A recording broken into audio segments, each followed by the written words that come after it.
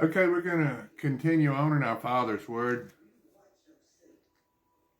This is John, the Gospel of John, chapter 4, verse 46.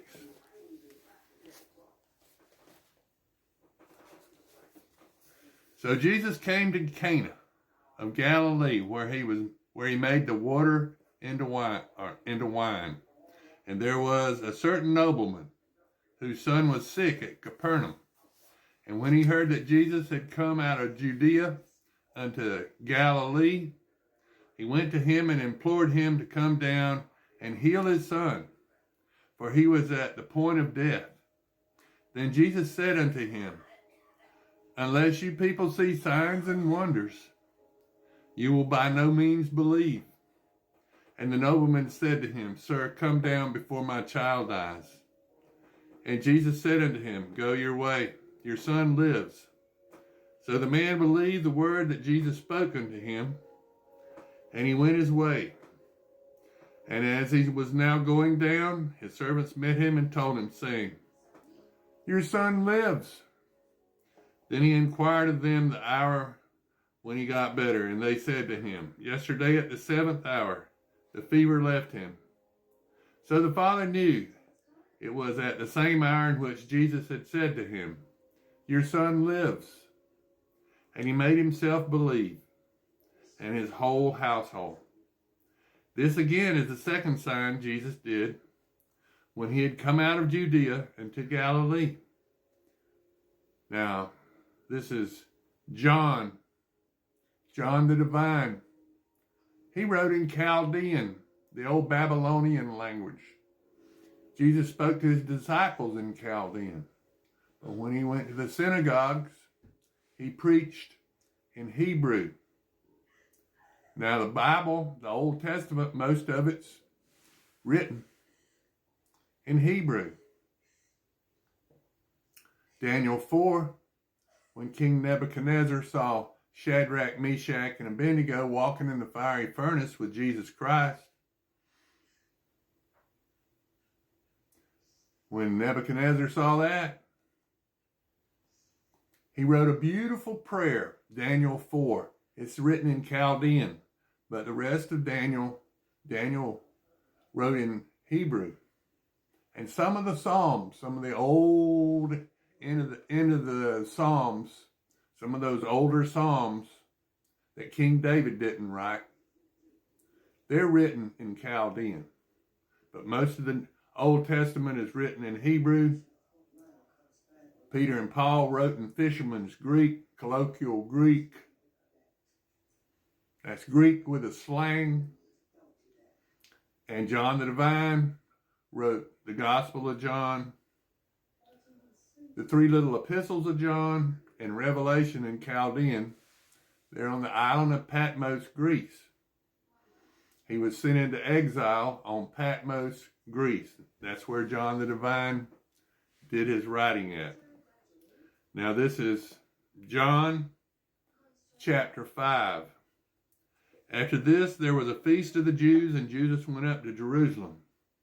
Now there is in Jerusalem, by the sheep gate, a pool, which is called in Hebrew Bethesda, having 5 porches.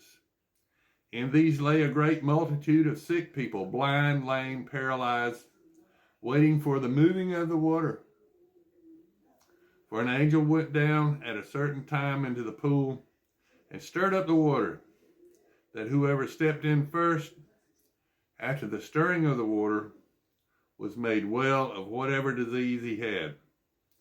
Now a certain man was there who had an infirmity 38 years. When Jesus saw him lying there and knew that he already had been in that condition for a long time, he said to him, Do you want to be made well? And the sick man answered him, Sir, I have no man to put me into the pool when the water is stirred up. But while I am coming, another steps down before me.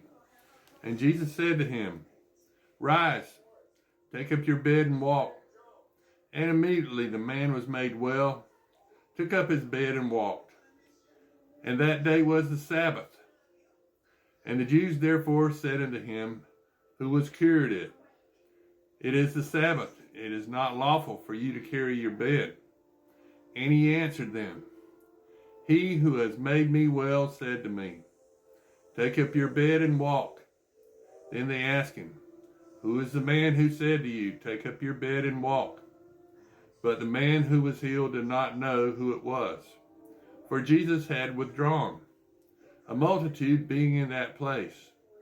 Afterwards Jesus found him in the temple and said to him, see, you have been made well. Sin no more, lest the worst thing come upon you.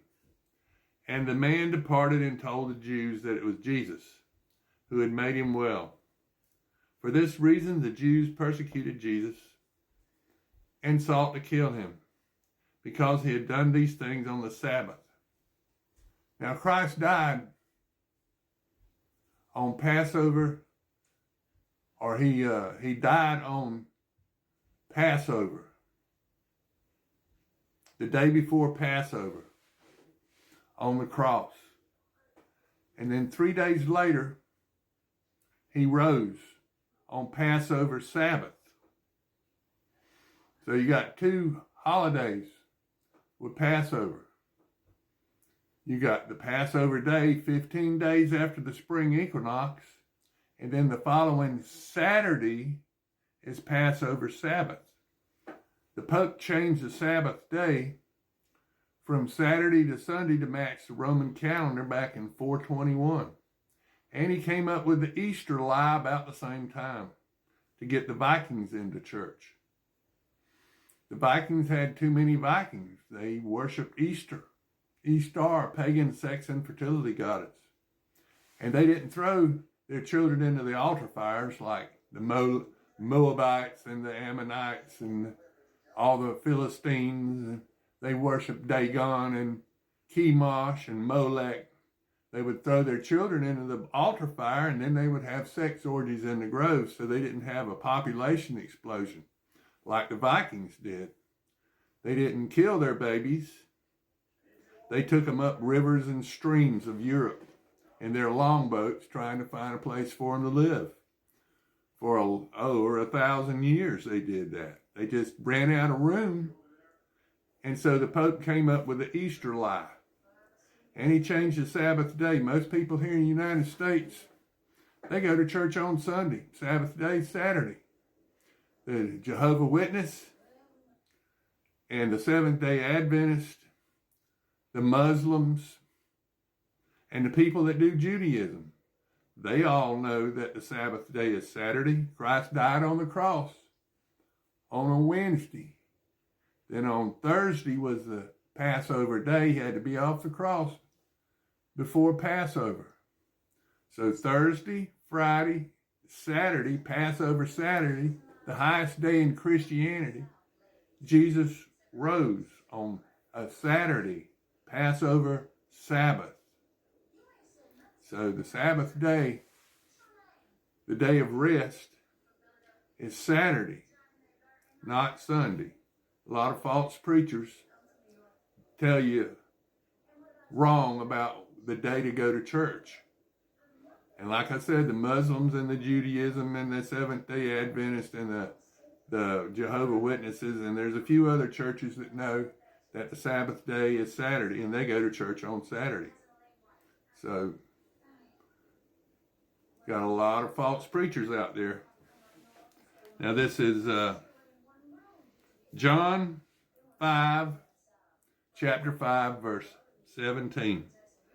But Jesus answered them, my Father has been working until now, and I have been working.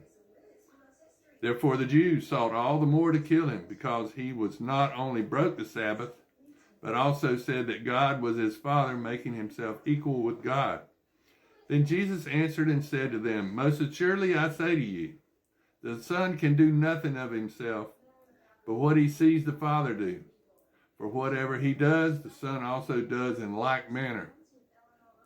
For the Father loves the Son, and shows him all things that he himself does, and will show him greater works than these, that you may marvel.